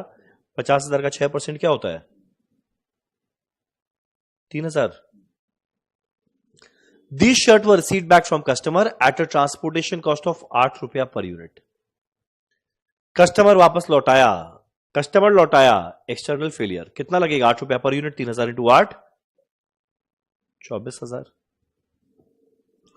पर भाई जब ये वापस से लौटाया गया, इसको ठीक करने का भी तो खर्चा लगेगा। कितना लग रहा था ठीक करने का खर्चा? देख तो, एक यूनिट का 15, तो 3,000 में क्या लगेगा? 3,000 इंटू 15 कितना आएगा? 45,000। मानते हो? Because of negative publicity due to defect there would be loss of sale in 2017 to the extent of 5% of external failure. तो एक्सटर्नल फेलियर में यूनिट था 3,000, बोलते इसका 5% जो नॉर्मली गुड्स बिकता वो बंद हो जाएगा। तो यानी ये एक तरह का क्या है? Opportunity cost.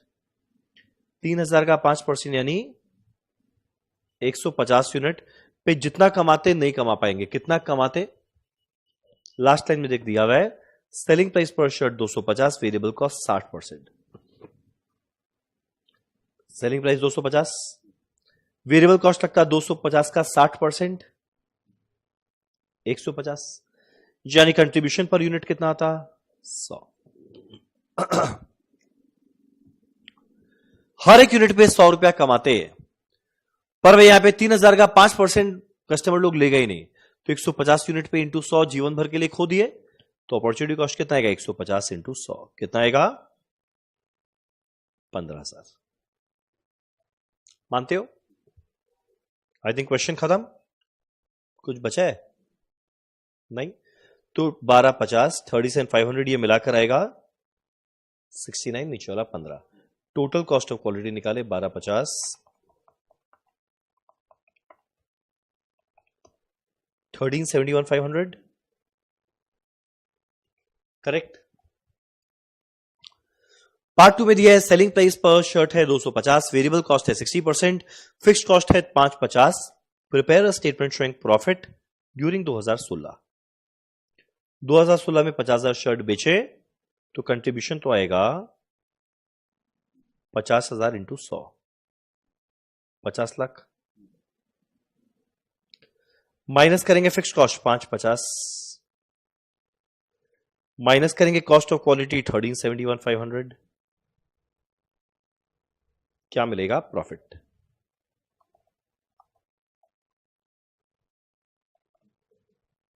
$30,78,500। क्या मैंने सही लिखा? एक और इजी क्वेश्चन, चलो फटाफट करते हैं हमारा आखिरी क्वेश्चन। क्या है जरा देखें। EKS Limited manufactures a single product which requires 3 component. Nice question, very nice question. EKS Limited manufacture करता है सिंगल प्रोडक्ट जिसमें 3 रॉ मटेरियल लगने वाला है। मेरा कंपनी परचेज करता है one of the component from 3 supplier DEPES ZE limited. अब यहां लिखा है price coated by supplier her 100 unit के लिए इतना इतना रुपया है।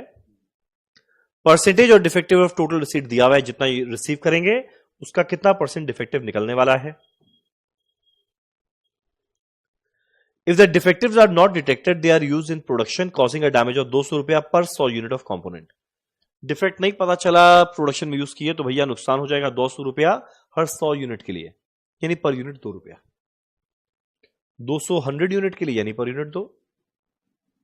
इधर भी 240 100 यूनिट के लिए मतलब रेट 2.4 या 2.34 या 2.6। मेरा टोटल रिक्वायरमेंट दिया हुआ है 12,000 यूनिट। मेरा company intends to introduce a system of inspection for the component on receipt. जैसे रिसीव करेगा ये सोच रहा भाई हम तुरंत इंस्पेक्शन कर ले ताकि गलती ना पहुंचे। इंस्पेक्शन में खर्चा लगेगा 26 रुपया हर 100 यूनिट के लिए, यानी पर यूनिट कितना लगेगा 26/100.26। Such as inspection will be able to detect only 90% of defective unit। Inspection करके भी तुम आइडेंटिफाई कर पाओगे खाली 90%, बाकी 10% आंखों के आगे से नीचे से निकल जाएगा। No payment will be made for component found to be defective in inspection. Receipt के समय पता चल गया ना क्या गलती है, इसका पेमेंट करने का जरूरत नहीं है, लौटा दो सप्लायर को, वो नया देगा। ठीक, पर इंस्पेक्शन के समय गलती मिला तभी, बाद में मिला तो नहीं लौटाएगा। मुझे आइडेंटिफाई करना है कौन सा सप्लायर बेस्ट, तो 3 ऑप्शन है, डी, पी, जी।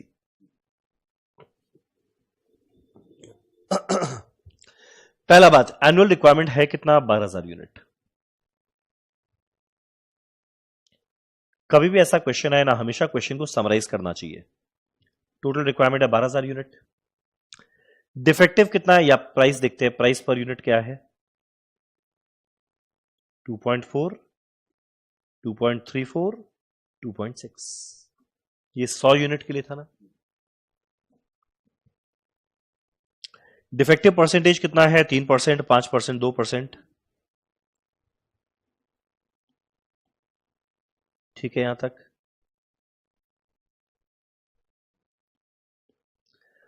डिफेक्टिव आइडेंटिफाई नहीं हो पाया, प्रोडक्शन में चला गया, 2 रुपया पर यूनिट का नुकसान। और वही अगर हम शुरू में इंस्पेक्शन कर ले तो मेरा हर इंस्पेक्शन में लगेगा 0.26, और जो इंस्पेक्शन के दौरान पता चला उसका रुपया देने का जरूरत नहीं है, पर आइडेंटिफाई कर पाएंगे खाली 90%। चलो देखते हैं पहले डिफेक्टिव यूनिट्स है कितना। 12,000 का 3% डिफेक्टिव आएगा 360। मेरा अगला 12,000 का 5% डिफेक्टिव आएगा 600। मेरा अगला 12,000 का 2% डिफेक्टिव आएगा 240। इतना मानते हो, इतना डिफेक्टिव आएगा। अब ये क्या सारा डिफेक्टिव आइडेंटिफाई हो पाएगा, नहीं, अगर इंस्पेक्शन नहीं किए, इफ नो इंस्पेक्शन। डिफेक्टिव कितना आइडेंटिफाई कर पाए, कुछ नहीं। भैया तुम चेक ही नहीं किया तो डिफेक्टिव पता कैसे चलेगा, यानी पूरा नुकसान होने वाला 360, 600 और 240 का। पर वही अगर इंस्पेक्शन कर लिए तो डिफेक्टिव आइडेंटिफाई कितना हो जाएगा, देख तो 90%। 360 का 90% कितना होता है, 324। मेरा अगला 600 का 90% आइडेंटिफाई कर लेंगे 540। मेरा 240 का 90% आइडेंटिफाई कर लेंगे 216। करेक्ट। निकालना क्या है, दोनों ऑप्शन में मेरा खर्चा क्या क्या लगेगा, कैसे मिलेगा। पहला, नो इंस्पेक्शन, ठीक है, इंस्पेक्शन नहीं किए तो पहला बात, परचेज करने के लिए पूरा खर्चा देना पड़ा, तो परचेज कॉस्ट कितना आएगा, 12,000 इंटू 2.4, 2.34, 2.6, 28,800, 28080, 31,200। करेक्ट। अगला मेरा लॉस होने वाला है ड्यूरिंग प्रोडक्शन। कितना लॉस होगा देखा, 2 रुपया पर यूनिट। 2 रुपया पर यूनिट का लॉस हो जाएगा, तो भैया अगर हम आइडेंटिफाई कर ही नहीं पाया तो जितना डिफेक्टिव यूनिट है सारा पहुंच गया यहां पे, तो इंटू 2 इतने का लॉस हो जाएगा।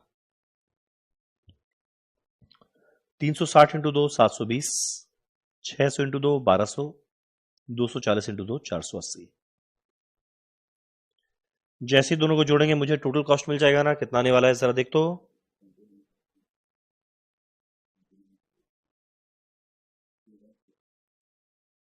ठीक।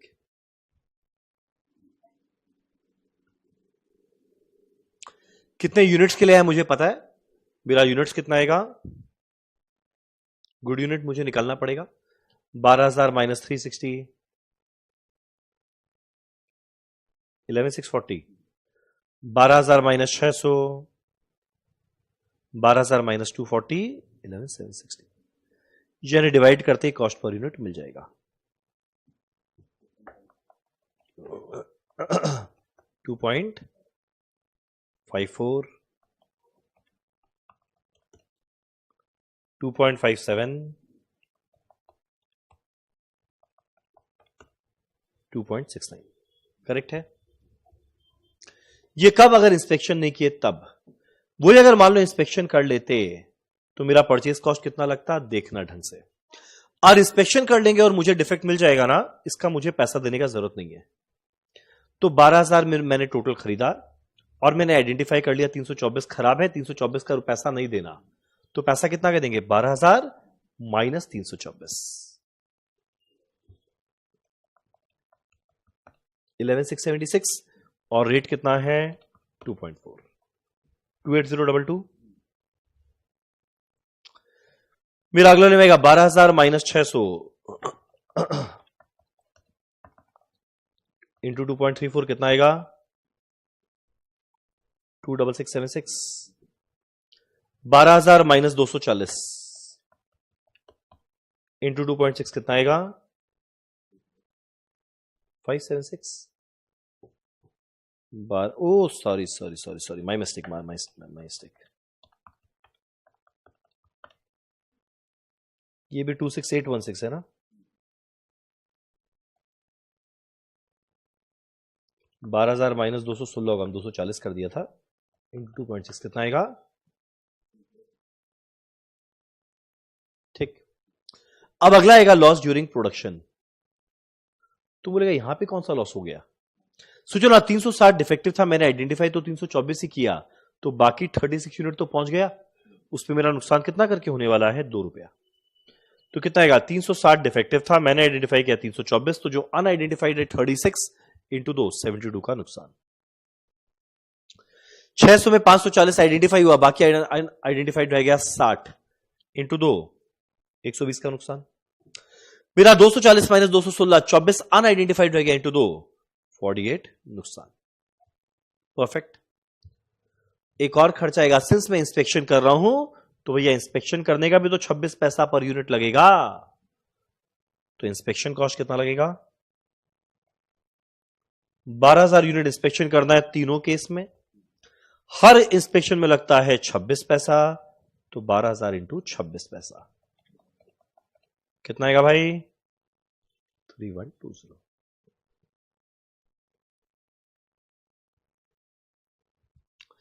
आज जैसे तीनों को जोड़ेंगे मिलाकर मेरा टोटल कॉस्ट आ जाएगा ना, कौन से सिनेरियो में? जब इंस्पेक्शन करते हैं उस सिनेरियो में।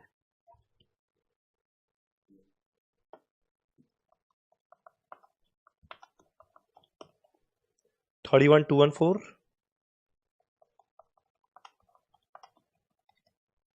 30056, 33806। करेक्ट। कितना यूनिट्स के लिए ऑलरेडी पता ही है, डिवाइड कर देंगे जो मेरा नंबर ऑफ यूनिट्स है, सीधा मिल जाएगा कॉस्ट पर यूनिट। मेरे को यूनिट्स बता दोगे क्या? हम छाप ही लेते हैं।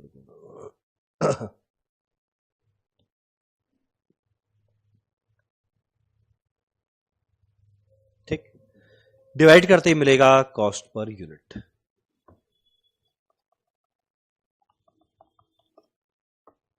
$2.68, 2.64,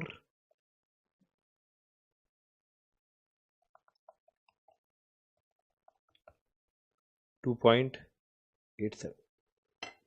करेक्ट है, करेक्ट है, करेक्ट है, करेक्ट है, करेक्ट है। सो ये था हमारा कॉस्ट ऑफ क्वालिटी। अब इससे एक बहुत ही मिसलेनियस टॉपिक है जिससे प्रैक्टिकल आने का चांस तो मान लो ना के बराबर है, स्टिल हमारे सिलेबस में तो मेरे को बताना जरूरी है। तो एक छोटा सा टॉपिक क्या चीज का है? Pareto analysis.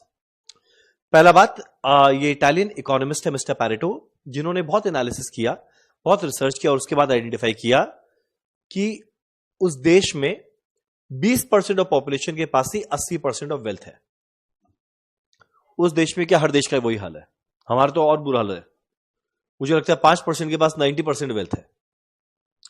पर पैरेटो ने 80-20 का एक रेशियो दिया कि 20% ऑफ क्वांटिटी हमेशा 80% ऑफ वैल्यू कंप्राइज करता है। अब ऑब्वियस आते 80-20 रिजिड नहीं है, वो 70-30, 75-25 कुछ भी हो सकता है। अब इसका एप्लीकेशन क्या है? जैसे मान लो एक स्टोर्स डिपार्टमेंट है, वहां पे बहुत तरह के रॉ मटेरियल पड़े हैं।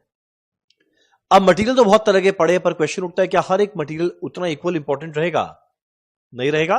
कुछ मटेरियल का क्वांटिटी बड़ा कम है पर वैल्यू मैक्सिमम है, उस पर मैक्सिमम दिमाग लगाना है। तो इसलिए वो बोला कि खाली टोटल क्वांटिटी का 20% क्वांटिटी टोटल वैल्यू का 80% कंप्राइज कर दिया। इसका और एप्लीकेशन, ढंग के कस्टमर बड़े बड़े कंपनी में बहुत कम होते हैं, वही लोग मेन रेवेन्यू देते हैं, और बाकी चिंदी पिंदी कस्टमर्स दुनिया भर का रहता है पर रेवेन्यू कुछ नहीं आता, बस माथा खा के जाता है। तो आपस से बोला 20% ऑफ कस्टमर्स ही है जो 80% ऑफ रेवेन्यू प्रोवाइड करता है। तो पैरेटो एनालिसिस क्या बोला? वो जो 80% वैल्यू है ना, 80% वैल्यू, उस पर मैक्सिमम फोकस करना है।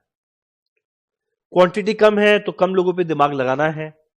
रेवेन्यू मैक्सिमम देता है तो कम लोगों पे बेटर सर्विस देगा ना, तो बड़ा रेवेन्यू हमेशा सिक्योर्ड रहेगा। Rather than devoting time to चिंदी कस्टमर्स। दुनिया भर के कस्टमर है, खरीदता कोई नहीं है, उस पर दिमाग लगाएंगे, वो एनर्जी लेकर जाएगा और पैसा भी नहीं देकर जाएगा। इसीलिए पैरेटो एनालिसिस के अंदर में हम लोगों ने करना क्या है कि जितना मेरा टोटल आया, कोई भी चीज आया, माइट भी सेल रहे या प्रॉफिट रहे या कंट्रीब्यूशन रहे या स्टोर डिपार्टमेंट का वैल्यू रहे, कुछ भी रहे, उसको डिसेंडिंग ऑर्डर में सॉर्ट कर देंगे, परसेंटेज निकालेंगे। जैसे मिलाकर 80% आ गया, वो मेरा मेन फोकस है। सिंपल सा बात। जैसे कि एग्जांपल के तौर पे क्वेश्चन करते हैं, मान लो ये वाला, the following information is obtained from records of ABC limited for year ending 31 March 2017। ABCDEF दिया है, कंट्रीब्यूशन दिया है। Prepare a Pareto product contribution chart and comment on the result. पहले इसको ना डिसेंडिंग ऑर्डर में सॉर्ट करना, प्रोडक्ट कंट्रीब्यूशन, परसेंटेज कंट्रीब्यूशन। सबसे बड़ा वैल्यू किसका है भाई? सी का 1500। इसके बाद अगला कौन सा है? ए का 500। अगला कौन सा है? बी का 200। अगला कौन सा है? एफ का 125। ई का 100। डी का 75। मिलाकर 2500। अब निकालेंगे हर एक प्रोडक्ट टोटल कंट्रीब्यूशन का कितना परसेंटेज कंट्रीब्यूट करता है।